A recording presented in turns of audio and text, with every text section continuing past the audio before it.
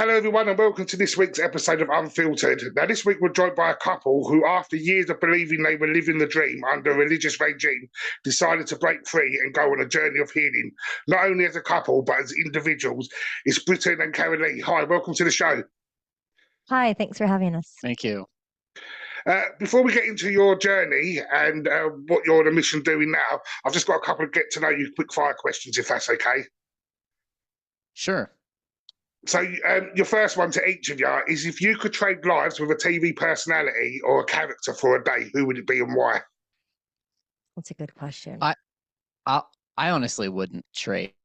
I mean, if you're doing this as an exercise of like you have to pick somebody, I would need more time to think about that. But I don't know. Like I don't know anybody else's life, and my journey is sometimes I look at other people's life and I'm like, geez, that's really hard. And then you find out what they've been through. So, for me, I just wouldn't trade places with anyone. And I'll answer that. In so many ways, my answer is the same. But if I were to tune in and answer it from the perspective of a favorite character, a favorite personality that I've really like resonated with, it's actually probably like Lizzie from or Elizabeth Bennet from Pride and Prejudice has always been a character that I've really thoroughly enjoyed. And so, if I could trade experiences, it might be to go back into that era of time and sort of rub shoulders with the Elizabeth Bennet type, from Pride and Prejudice. That's some brilliant answers. The next one is if you could only eat one food for the rest of your life, what food would that be? One food. Coffee. Really? I'd probably go with apple. I think I could eat apples the rest of my life. Yeah, what's your favourite type of apple? Um, I like several. The redder the more red they are, the better. So like a golden delicious, um, cosmic crisp, those are really good. I agree. Next one, if you could speak to one species of animal, what species of animal would you like to speak to? I mean, I'm thinking about the animals here on the land and the deer. Like, there's a lot of deer that come through our property, so I probably would love to speak with them. They seem majestic in a way. We have two cats, and I do actually speak to my cats, but like if that question means if I could like have a conversation and like really communicate, have them speak back to me like human to human, it would be cats. And the last question for this segment, this podcast is online. So I just want to know, what's the most craziest or wildest thing you've seen online lately? Um, hmm, Geez, there's something to see every day, isn't there? I was just looking at something, and these kids playing a game where you just run at each other, and it's a game that a lot of kids do. And I just saw an article about someone in New Zealand. They were playing this, and one of the kids got hit in a way, and it hurt him, and it actually hospitalized him, and then he died a day later. So that was pretty crazy, just running at each other kind of mindlessly, and then collide, and then somebody dies. What I saw that made me pause and that felt really like intense to witness was apparently there was a community in Switzerland that got covered by a glacier um, recently. Like I don't remember the name of the village, but they had to evacuate within the last like 3 days. It's just a recent current event that this glacier broke down and came into this valley, and it's like this community is completely covered now. So that kind of blew my mind.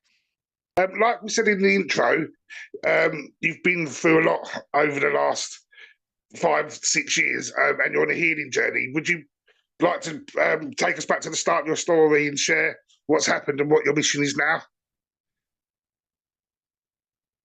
So our healing journey is around infidelity, but it actually encompasses so much more than that. And so it it roughly started around 7 years ago, but we sort of went through our religious process of trying to heal that. And we came out the other side of that year-long process sort of the same. Like there wasn't, in fact, in a way, for her, it was more traumatic. For me, there was just literally nothing um, better about my psyche, about my spirit. And so we decided that, like we got disinterested in the church that we were part of. We grew up in Mormonism, and the Church of Jesus Christ of Latter-day Saints, and it was something that was really inbred into us from a very young age.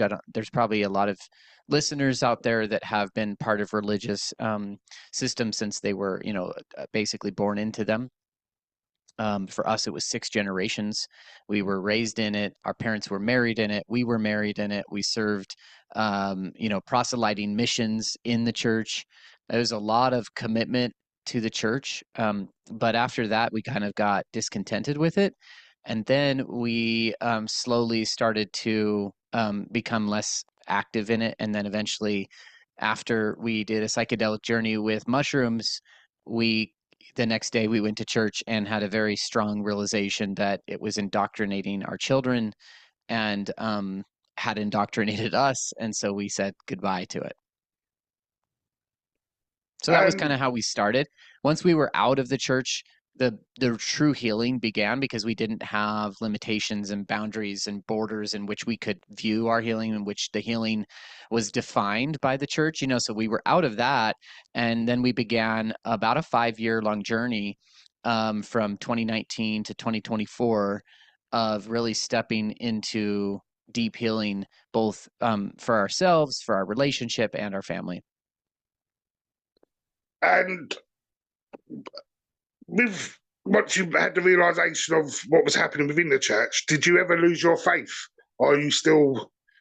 Do you still have your faith in God? It's just the regime you grew up in wasn't right for you. Yeah, a lot of people, when they leave an organized religion, there's anger and frustration. And, we've had friends that have gone fully like atheist or like, movies.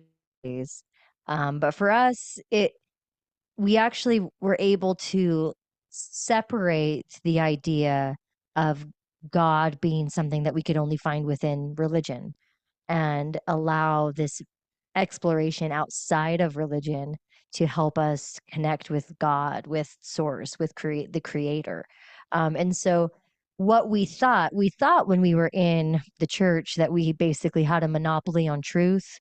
We were really deeply programmed to think that the Jesus that we understood, the God that we understood was the right version, that other people in their Christian faiths, the different denominations had some part of the truth, but like weren't quite there. We had all of it.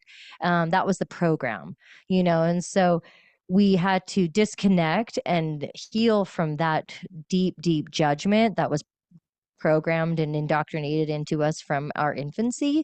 And the journey really has been to find God outside of it. So we look at our faith now as something that's even more, it's more expansive and it's more aligned with who God truly is for us than it ever was in the church. So it's been a very spiritual journey. For me personally, when you're in a patriarchal religion, especially one like Mormonism, there's really no space for the goddess. We would have conversations about a heavenly mother, but that was about the only thing that was ever said, that maybe she existed, or she did, but like we didn't talk about her. And I've gone on this big spiritual journey to like actually connect with the idea of a goddess, not just a god, and source and all of that. And so yeah, like it's been a healing journey, but it's been a spiritually led healing journey. And we feel that our faith and our connection to spirit is even more rooted and grounded and beautiful and expansive than it ever was. Like it's been this incredibly, it's such an important part of our life. It always has been when we were even, in the church, but it's expanded in ways that it's hard to even explain. Yeah, and you said your journey started off with infidelity. How difficult was that to navigate as a couple, and what's kept you guys together?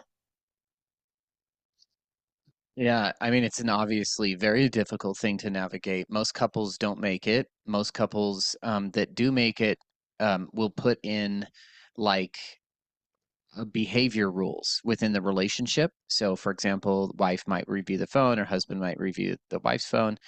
Um, and then there's like certain things that you do to guarantee that you're not going to, fall or relapse. Just like a like somebody that's addicted to substances, like an alcoholic or something.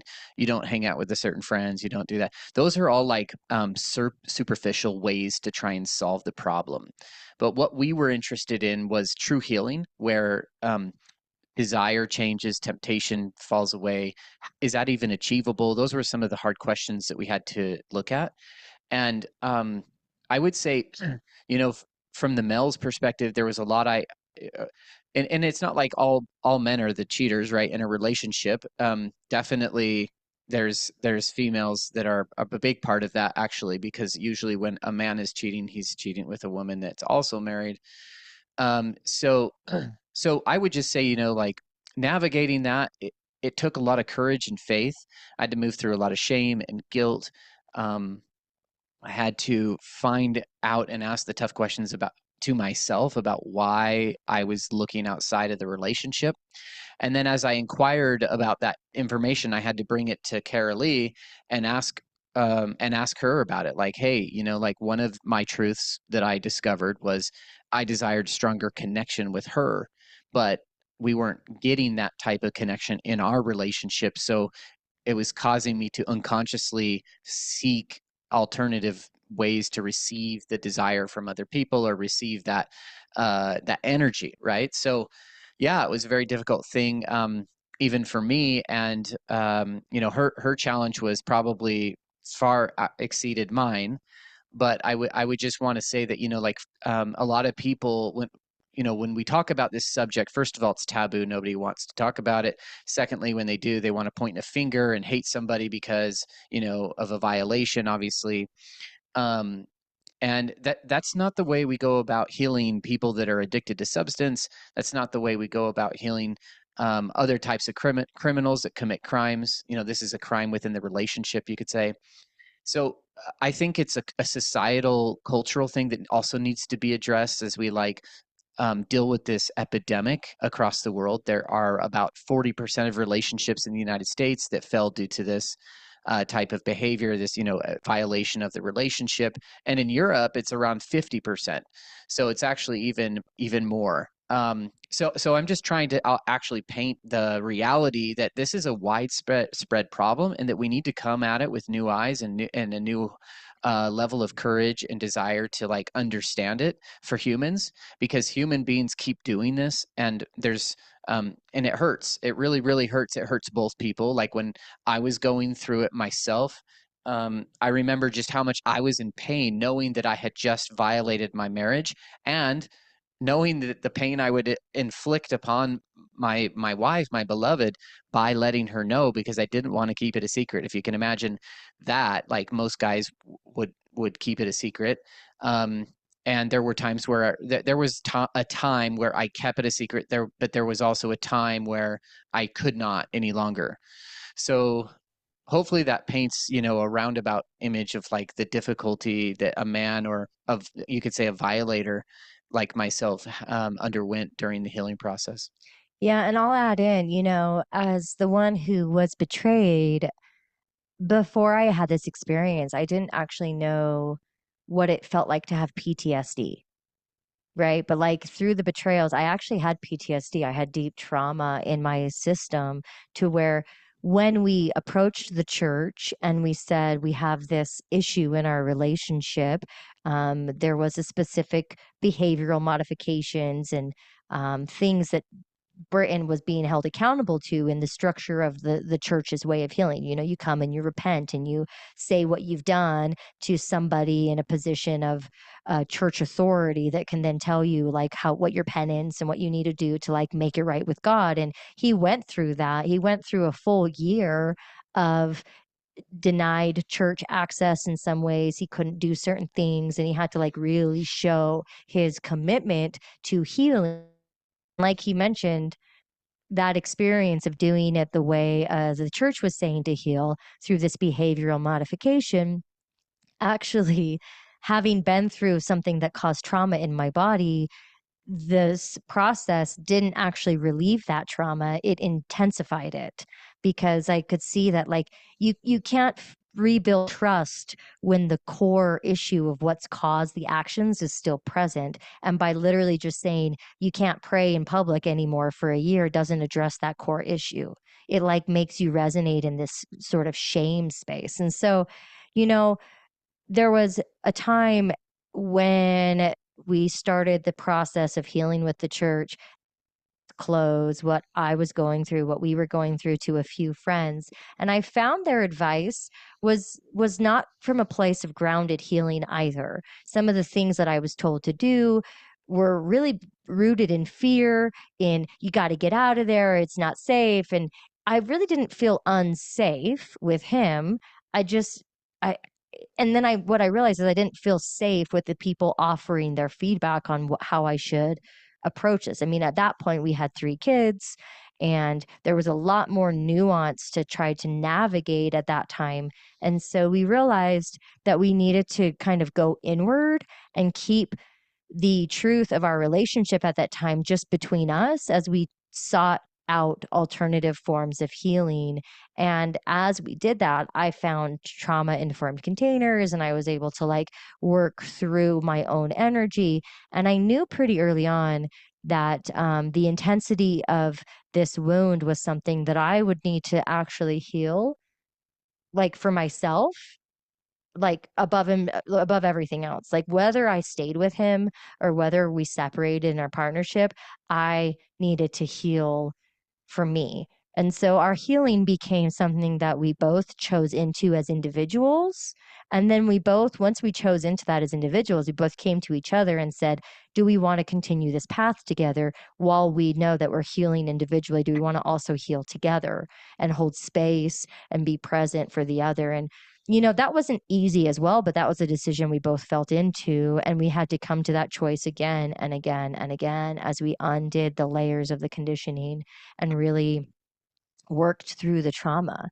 And on this side of all of it, like, I don't have that PTSD anymore. I'm not triggered by the same level of that trauma at all, right? I'm very rooted. We have a very safe relationship. There's a complete restoration of trust. In fact, we have more trust now than we ever did, even before the betrayals. It's really elevated us, but it came through a deep commitment and willingness to say, you know what, we're going to dive into this and we're going to just see what happens on the other side. So when you started, because I always agree, I think you've got to learn to love yourself before you can love others. So when you started going on your individual healing journeys, what did you learn about yourselves that you didn't know before you had to do this process? Oh, so much.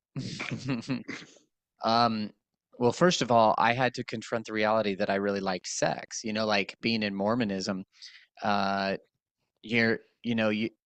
kind of tell you, they subconsciously and over the teachings of the church, like there's this idea of sexuality that's painted, that's very reverent and modest and tame. And I never fit that mold like even like in my teenage years and 20s. And then when I was married in my late 20s, there was almost like a mold I was trying to fill. That mold I was trying to fill, and it didn't work. It didn't work very quickly. And so that was a truth I had to face. Like, am I sexually overactive? Am I a sexual misfit? Am I hypersexualized due to media, etc.? And didn't have like a porn addiction or anything, so that helped me be a little bit more grounded in my own understanding of my energy that was flowing through me, my sex energy. So one of the truths that I had to confront was that, and I think I finally got to the point where like, yeah, I mean, I got to the point where I accepted myself. You talk about self-love. Love in that context is acceptance, right? Because if we're trying to change ourselves, we're never going to actually get anywhere. what we want to do first is we want to accept fully our energy, our behavior, who we are. And when we approach ourselves with that acceptance, then we can actually find out what isn't aligned, because then you can confront all the energy, the behaviors, whatever you're doing that doesn't resonate within a soul level and what doesn't resonate at your heart. And when you're able to do that, then you're able to like see clearly, right? So I was able to see much more clearly around urges, impulses, and that desire. And I determined that it was healthy. Now, it wasn't just through like my own reflection. I needed to get re-educated around that. So we actually did a re-education around sex. But, for listeners out there, the short story is one of those big challenges was, am I hypersexualized or am I oversexual? So that was a truth. Another truth was that that I came to was, did I really want to be a father? Because I had 4 kids at the time, 3, and then we had a 4th. And so that was a truth that, like, because you were grown up in Mormonism and you're like, that's the whole paradigm, is become a dad, have children, become a mom, have children, raise a family in the church, and then perpetuate the Mormon tradition.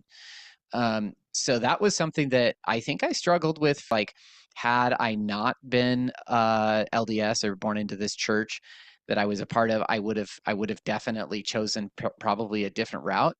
But one of the ways that I coped with this is that I realized that I love my children so much, and I love the energy that they give, and all of the things that children do that are so beautiful, the magic they bring, the imagination, the innocence, all of that was something that really touched me.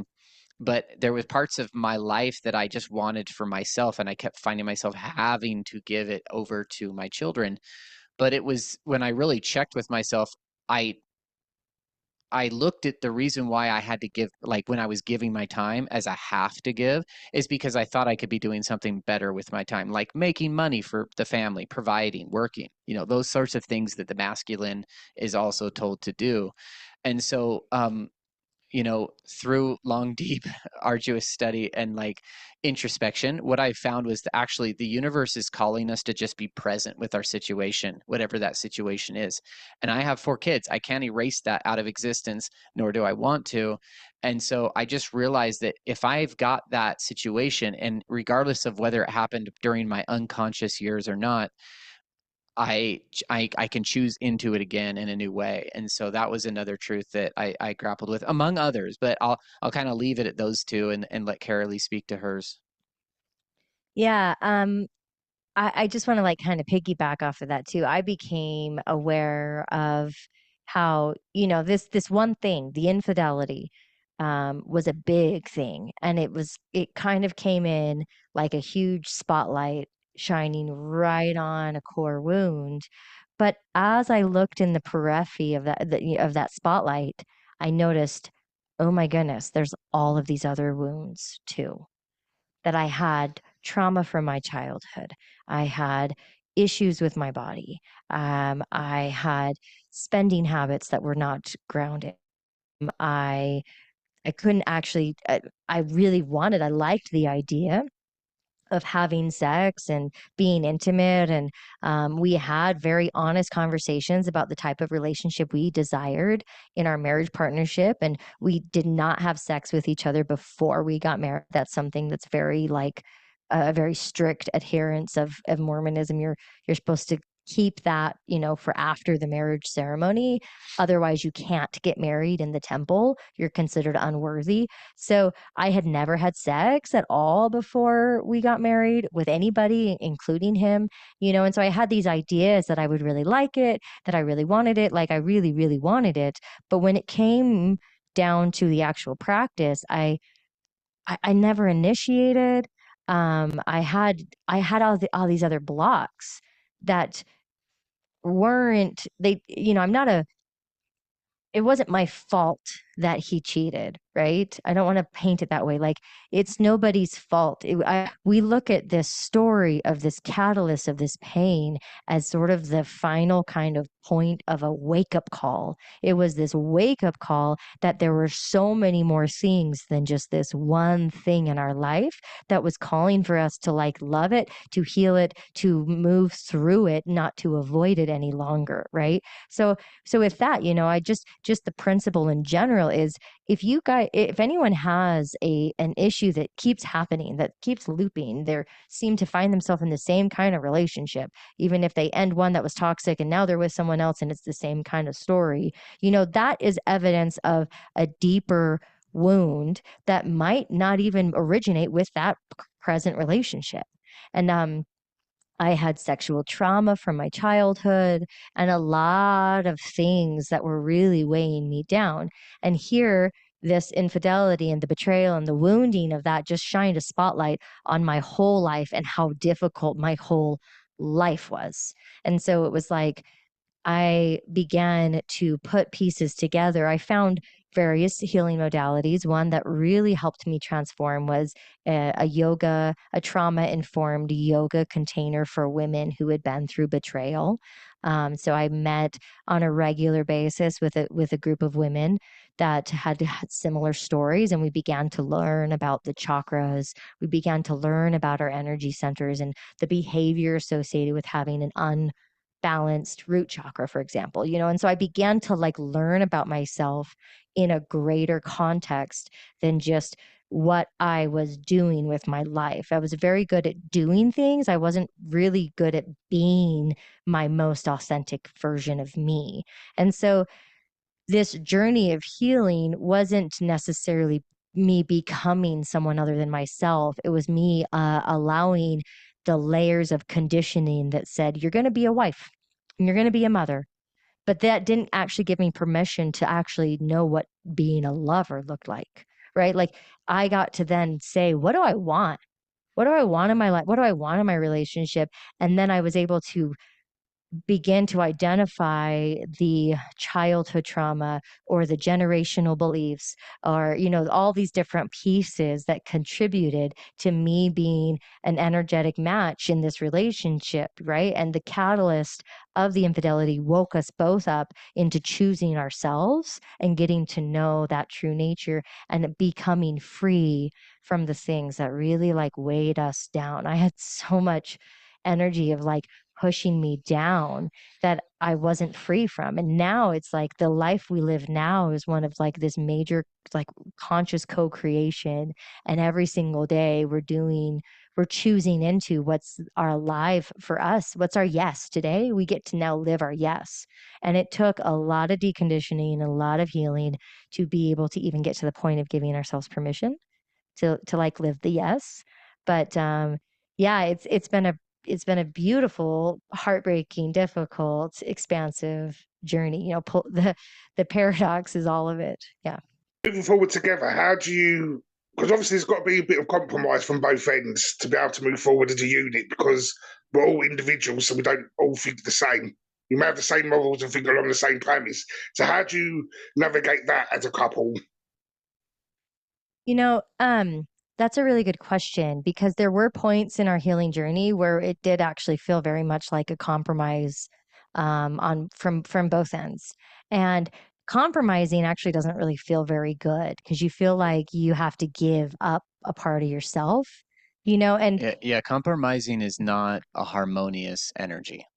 So, like when people say compromise, then you're one party or both parties are giving up something. yeah. So actually, at the beginning, in order to stay and to like begin this journey, the energy of compromise really was present, right? Like there were compromises he was making to basically show me that he was willing to be in the fire, this cauldron of pain and healing that we were in together. And there were compromises that I made as well. But the real healing really began when we finally said, oh, it's not about compromise, it's about radical honesty. So that's when things really elevated to where he came to me. He was like, I actually have gone so deep in that I know my truth. Here's my radical honesty. And I'm afraid if I tell you, you're going to just walk. You're going to say, nope, I'm done. And I'm honestly going to give you that freedom. And so he would do that. And then there were moments where I was able to tap in and find a piece of radical honesty within me that I came to him with that same energy. I'm so afraid to tell you this truth because if I tell you this truth, I know I can't deny that truth from myself anymore, that you're either going to say, okay, I can accept your truth or I'm out.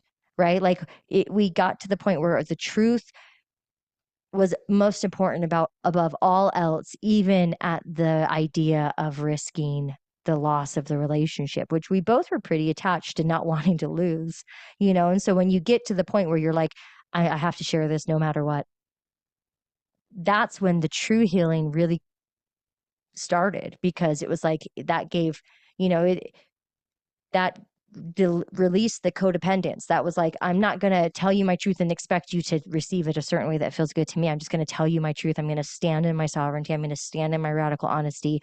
Are you still going to choose to love me? Are you still going to choose to be with me? And if you don't, that doesn't mean you don't love me. Maybe it's you love yourself enough to say goodbye, right? Like we want to paint the picture that it's not wrong to leave. It's not wrong to stay. The as you find and discover that those true pieces, that's the right path for each individual, is to stand in your truth with non-attachment, inviting the other person to come in, right? But we didn't have these tools to be able to do that fully at the beginning. So yeah, there were definitely moments where it felt like a major compromise. And it felt like we weren't actually compatible in some of the ways that mattered the most. But what we've discovered is actually there is this sort of middle path that is the we of our union, that is the most perfect, beautiful synergy of his radical truth and my radical truth. And there is a place where they meet and we both are embodied in that. And once we started to see that happen through courageous truth telling, it changed everything.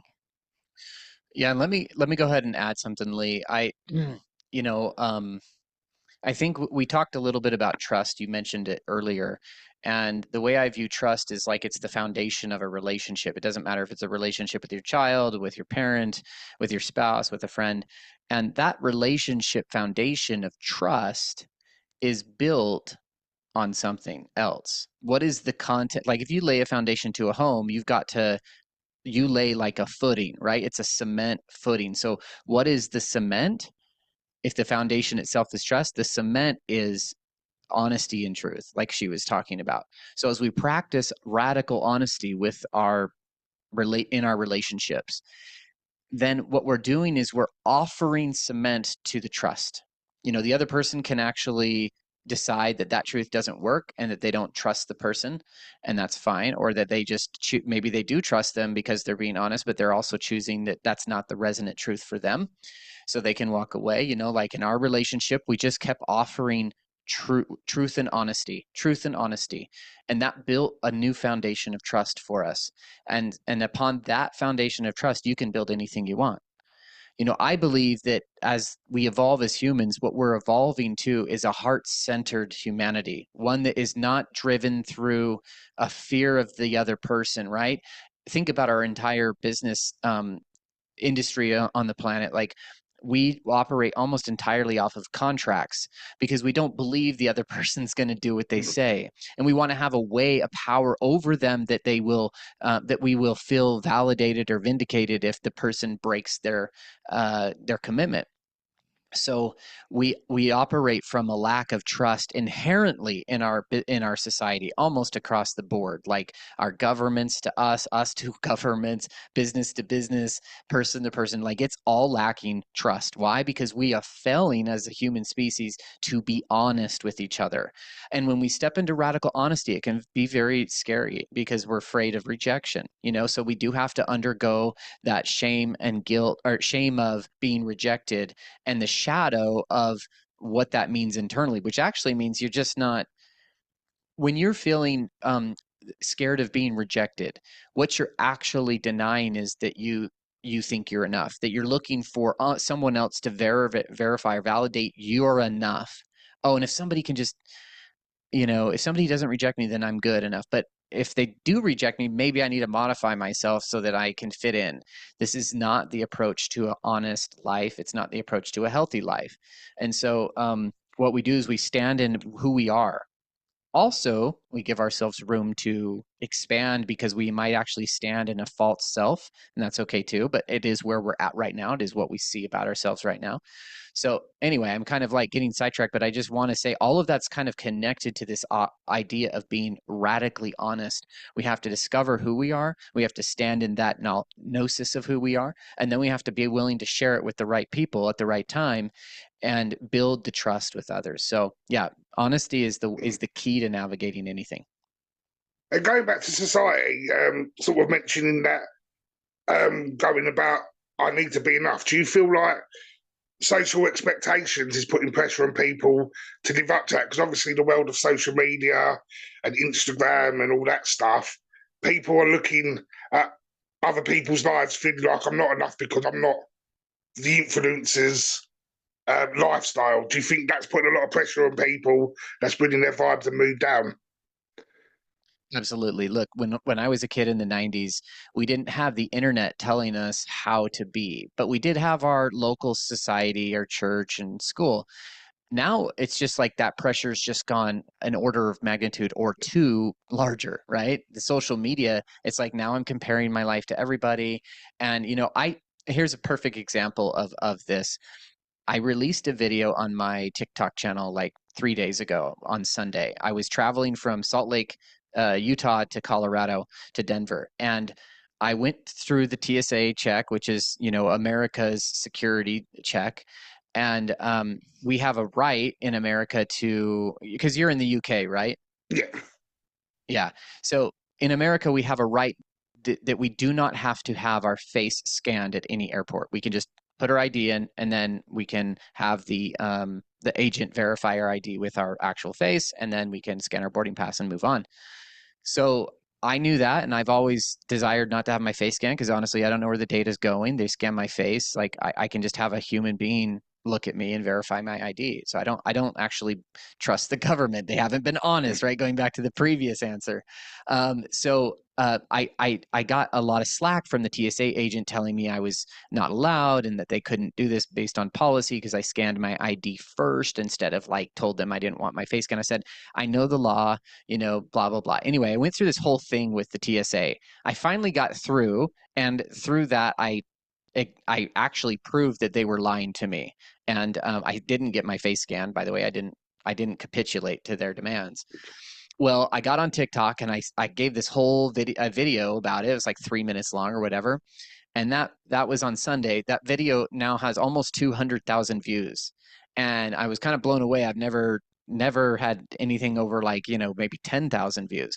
So this really triggered people. But one of the things people keep saying in the comments, and this goes with what you're talking about with social pressure, is that they're like, why don't you just get your face scan? Why do you have to be different? Why do you have to why can't you just do what everybody's doing? Like they're not honoring my own sovereignty and authority, which is that I get to choose the way I live my life. And there's nothing wrong with that. There's nothing wrong with the way I get to choose how I live my life in every way. So assuming that I'm not causing harm to others. And in this case, I wasn't. It is within the bounds of the law. And in fact, the law states that if the person wants to decline facial scan, that they can do so without losing their place in line or being delayed. So, but I was lied to, manipulated, and I was forced to go to a different line. So that basically they violated my rights. And I'm trying to share this with people. Hey, look, these people violated my rights. It's the government, for hell's sakes. They're violating my rights. And so I was just sharing that. But it's interesting to see the reaction of so many, how they're like, just fall in place, Britton, just fall in place. Like, just do what everybody's doing. Why are you trying to be a sore thumb? Why are you trying to stick out? And it's like, I just live my life for me, Lee. Like I'm not choosing to fall into any paradigm anymore. I don't follow labels. I don't I don't see myself as a projection of another person's idea. I did that already in my life as a Mormon. So now I get to be free. And also, you help coach and support others. What made you decide to do that? Is that part of your healing process as well? Yeah, I've also always had a propensity to offer advice, maybe sometimes unsolicited, but now through a more healed masculine state, like navigated the deep, dark shadows of infidelity, navigated the shadows of being in a religious, high demand religion that has a lot of dogma, navigated the shame of sexual guilt from my childhood, even before I was married, navigating so many shadows of my life. I definitely can offer guidance for others, and that guidance is about helping a person find who they are, find their truth, right? It's not the typical coach or guru that's like, I know the way, just listen to me. But it's actually a true healed person will offer advice on how a person can discover their own truth and follow their own path.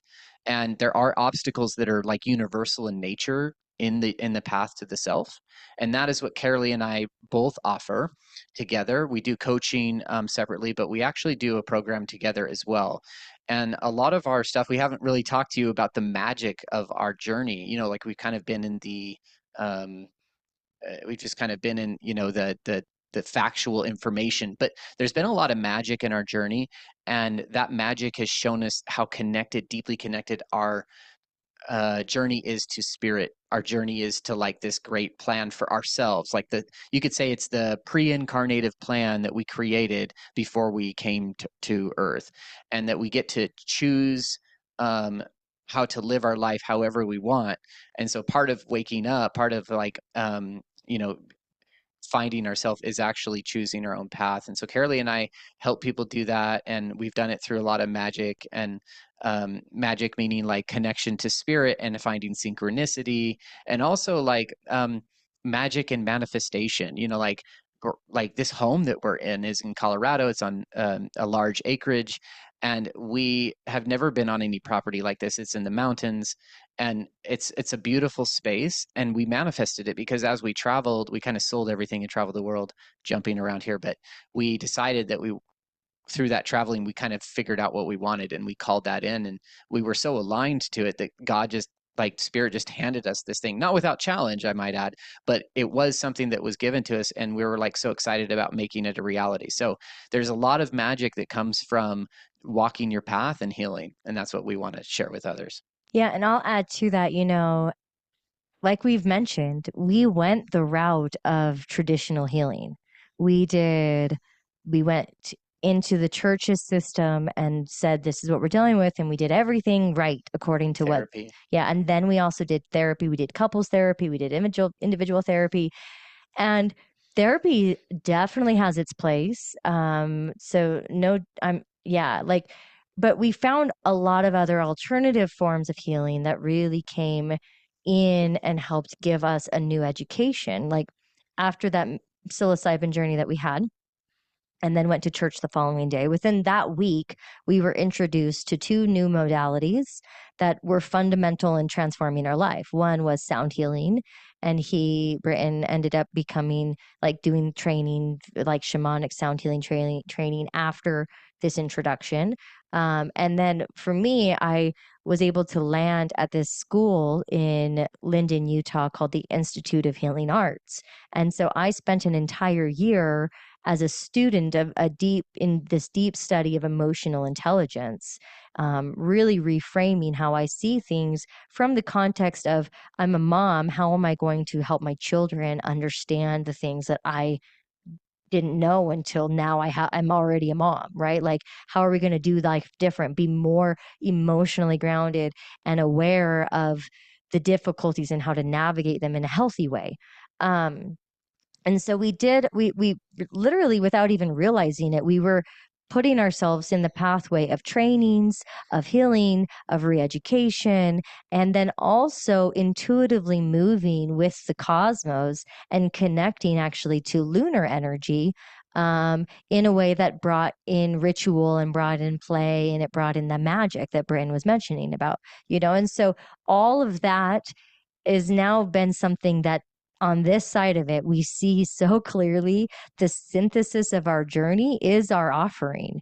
We have this process that we call ritual shadow work, which is a combination of everything that we found to be the most effective in helping to clear out the trauma from our system. It's very trauma informed because we've been through significant amount of trauma, and it's important to hold healing containers with that frequency, that energy of awareness and groundedness as someone who's guiding others through their own shadow to themselves, right? And so, we have this history of our own professions. Britton has done different like life coaching courses and certifications. That's the word I was thinking of.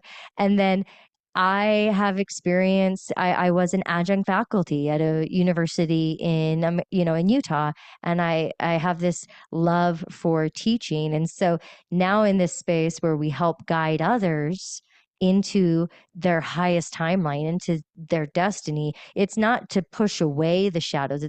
It's not through pushing it away and saying we don't have this history. It's through actually saying, oh, I have a blueprint. I have a blueprint that I came into this life with. It can show me what my pains are, how I communicate, how I fight, what it is that really helps me feel love, and where beauty where I can find the most beauty in my own life. I have this unique blueprint that's uniquely my own. How do I discover how to live the highest embodiment of that? So ritual shadow work is a program where we look at that. We use astrology to see each individual soul blueprint, and then we also work with the current astrological transits to like synthesize that energy in real time. And our experience teaching and guiding and being in this kind of role of leadership has just naturally landed us into a place where we love being together and we love working together, and it's really profound.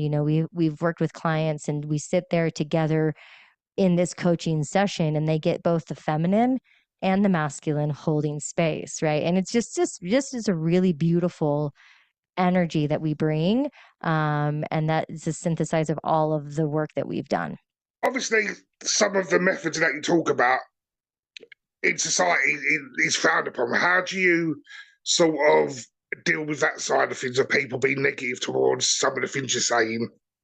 So yeah, we love to use the word magic, and ritual, and there's a lot in like popular culture that says, ooh, a witch is like a bad, evil thing, right? Like, ooh, the witches, and the witches got burned, okay? And witches, and so it requires, I mean, even when we were early in our relationship, I liked to use essential oils for certain things. And he would tease me and call that, like, this is while we were full on Mormon. He was like, ooh, you're voodoo witchcraft, right? Like, we have this deep program in our culture that says these things are scary and this is evil and dark. But the truth is, it's time for like a revolution on how we think about magic and spirit, how we think about our access to the divine. And when you really dive in, there's quite a lot of books to read, and we could give a whole list for anybody who's curious, but also like, oh, maybe you're bad and wrong. Like, it's like, no, there's a whole list of books that you can go out there and read to like re-educate yourself on the fact that a witch is just an empowered woman connected to earth energy and cosmic energy, right? She's a woman in her power who knows that she doesn't operate alone, right? That there's the unseen realm. We don't see everything that's around us, but it's there. And so it's like when you come at it from a place of consciousness, from a place of love, it's like heart-centered love, right? And so, yeah, if I guess the other way to answer the question is, it's amazing when you can hold somebody's judgment and reflect that back and say, that's an interesting judgment that you have. What does that tell you about yourself? Right? Because Exactly. I don't hold that judgment about me. I have so much magic in my life, and the synchronicity and the power from connecting to spirit. There does need to be a level of groundedness and caution and protection. Like all of that's important too, right? But it's yeah, let's just shine the mirror back, right? Like here's, oh, that's an interesting judgment. Like let's talk, right? Let's get curious about what it actually really means instead of what we've been programmed. This is the time where we're all being called as a collective to look at the programs that have said this is not good, right? Like even about sex. Religious cultures say sex needs to be done in a certain way, in a certain box, and even those that are revered as the holiest of holy people take a vow of abstinence in a lot of religious. What if the very thing we've been told our entire life was, the story of Adam and Eve? Eve sinned. Women carry this energy in the collective view from the patriarchy that we are inherently sinful because of what Eve did. What if we looked at everything we were told is wrong or bad or not the right way, and we were able to look at it objectively and see if it's actually the program to keep us in under someone else's thumb, if it's part of the program to keep us small, to keep us not sovereign. In fact, his example of the TSA experience is a perfect illumination of that. Like, why do we need this thing? Another way you could look at it is all of society is in a psychological war. And some of the players in that war play it really hard, like governments and certain businesses. Even marketing in the most like fundamental way, marketing is a manipulation of the mind. Okay, so think about this. You open up a marketing, like a newspaper, right? Just those Sunday inserts or whatever. Do you see any ads for celery or Exactly. pickles or tomatoes? You might see, oh, it's actually on sale, like here's our price, but you don't see a marketing advertisement. Why? Because people already know they need that. So a marketing by default is a way to manipulate the other person into believing that they need something. So what we believe is that when we are in need, spirit will tell us what we need and we can find it for ourselves. And so like I said, so there's all these people committing psychological warfare against us, and we must find ourself in all of that. We must begin to trust ourself in all of that. So that's what Carolee and I want to do, is help people awaken their inner hero and bring that to the forefront of their awareness so that they can operate from that context.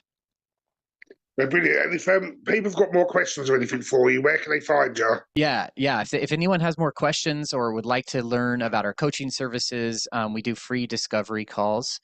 You can hop on our website at themagicalstoryofus.com. That's actually our brand for what we're writing a book under themagicalstoryofus.com, and then also we have this other book coming out called Ritual Shadow Work. And that one's going to be coming out this fall. So the ritual shadow work is our main process. But yeah, themagicalstoryofus.com, plug in your email, and you can, get access to all of our healing services and coaching services. And what we'll make sure is the links in the description so people get to you quicker. Well, we're coming to the end of our conversation, and it's been a fascinating conversation. Before we go, I've got a couple of would you rather questions, if that's okay. Sure. Okay, so it's only three. So the first one is, would you rather lose your sense of smell or lose your sense of taste? Smell. I could do without smell. Well, but I love they're taste. kind of connected. They are connected, but let's just say that they're fully separate. Okay. Yeah, probably smell. Yeah, same here. I like you said, I know they're connected, but I love taste over smell, so I agree. Next one is, would you rather speak in rhymes or speak in riddles? Ooh, I would do riddles. I would totally pick riddles. I would do rhymes. I don't know. With my wife, if after 10 years I could have her talking to me like a musical all the time, I don't know if I could live with that for that amount of time. Yeah. And the last one is, would you rather see how the world began or see how the world ends? Oof. I would go with the begin, and I think because I don't think there's one possibility going to be shown it. I would rather find out like by living it. Good answer. Well, So I would want to know how it started. I think yeah, I think actually if we had there's so many myths and stories about the beginning that really inform people's judgments about the present. So, sometimes when we know the future and there's some scary elements because life itself has its own twists and turns and it's intense. Um, Sometimes that forward vision can keep us stuck in the present. So I think I would also pick the beginning because having a clear idea of what how things actually started would really give so much information. I mean, like, was there a beginning? Could I include like the how it started all the way up to the present? Like, I'd love to like actually see the whole history, right? Where dinosaurs It might also give us an understanding of like how the end should look. And so if we understand our beginnings more, then we can choose into our ending or our future. 100%. Well, like I said, thank you so much for your time. And this is the very last question. And this question I ask every guest. If you could be remembered for one word and one word only, what would it be and why? sovereignty. Mm. Oh, Good word. that's yummy. Um, Honesty. Well, brilliant. And as I've said, thank you again so much for your time. It's been a real pleasure. We'd love to have you back on. Thank Thanks. you. Yeah, Thank thanks you, for Lee. having us.